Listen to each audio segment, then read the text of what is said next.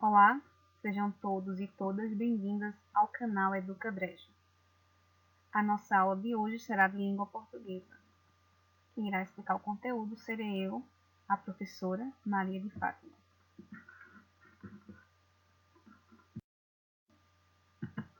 Nossa aula de hoje será sobre verbos irregulares. O que são os verbos irregulares? Vocês lembram? São aqueles que apresentam algumas formas conjugadas de maneira diferente da conjugação considerada padrão, a dos verbos regulares, que segue uma padronização na hora de fazer a conjugação. Essa mudança pode ocorrer no radical da palavra ou na flexão. Por exemplo, o verbo caber tem várias flexões que seguem o padrão dos verbos regulares. Vamos ver a sua conjugação. Nós cabemos no carro. As roupas caberão na mala. Nessa situação, ele está seguindo um padrão. Ele poderia ser considerado um verbo regular. No entanto, algumas de suas conjugações alteram o radical, como por exemplo, eu não caibo mais nessa calça jeans. Ou, as roupas não couberam na mala. Percebam aqui que o verbo caber tem uma alteração em seu radical, caibo ou couberam. E nessa situação, nós iremos chamá-lo de verbo irregular por ele ter essas alterações.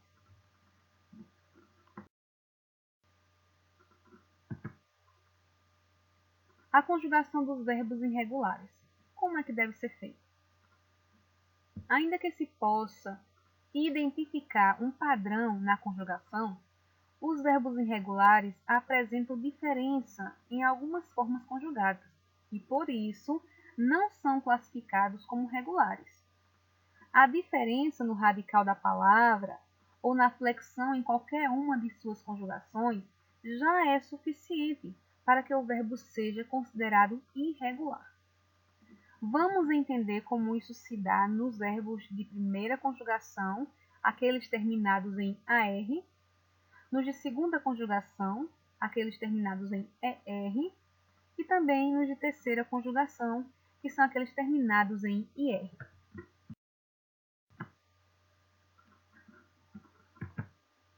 Verbos terminados em AR, primeira conjugação. O verbo dar é um verbo considerado irregular, já que algumas flexões não seguem o padrão dos verbos regulares de primeira conjugação. Vejamos o quadro. Aqui no modo indicativo, nós temos a conjugação desse verbo no presente e no pretérito perfeito.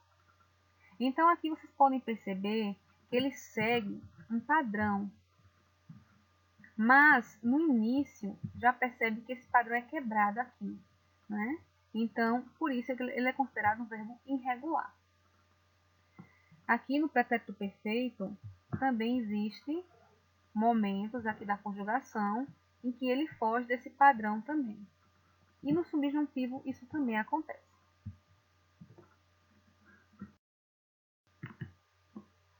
Verbos terminados em R são os verbos da segunda conjugação. E aqui nós temos como exemplo o verbo perder. Percebam que aqui quando ele diz eu perco, tu perdes, então já tem uma quebra nesse padrão do radical que muda na hora de ser conjugado o verbo. Assim como no subjuntivo também é possível perceber essas modificações. E isso equivale a uma classificação de verbo irregular. Os verbos terminados em IR são os da terceira conjugação. E vamos agora observar um exemplo com o verbo medir. Aqui diz eu meço, tu medes. Então já perceba aí essa falta de padronização. Então aqui ele já tem uma modificação que é possível considerá-lo um verbo irregular. E no imperativo afirmativo também. É tanto que o imperativo é comum a ação de dar ordens ou conselhos e etc. Então a gente tem aqui a ausência do eu porque você só no auto reflexivo, a não ser você não vai estabelecer uma ordem para você mesmo ou um conceito para você mesmo. Isso é geralmente feito a terceiros. Por isso que está ausente aqui no imperativo afirmativo. Mas aqui é só para observar que quando diz que ele mede, que tu mede, que ele ou ela ou você meça, então percebamos aqui o que? A alteração também no radical. E é isso que nós temos que observar para poder fazer a classificação correta do verbo. Né? Ver se ele é regular ou irregular. Nesse caso, mais um verbo irregular. E aqui nós temos um exemplo de uma charge de Mafalda, muito conhecida por vocês, acredito. Muito interessante, né? Que ela diz o seguinte: não dá. Por mais que a professora explique, eu não entendo esse negócio de sujeito e predicado. É fácil, Miguelito. Se eu digo, por exemplo, esse lixo enfeia a rua, qual é o sujeito? O prefeito.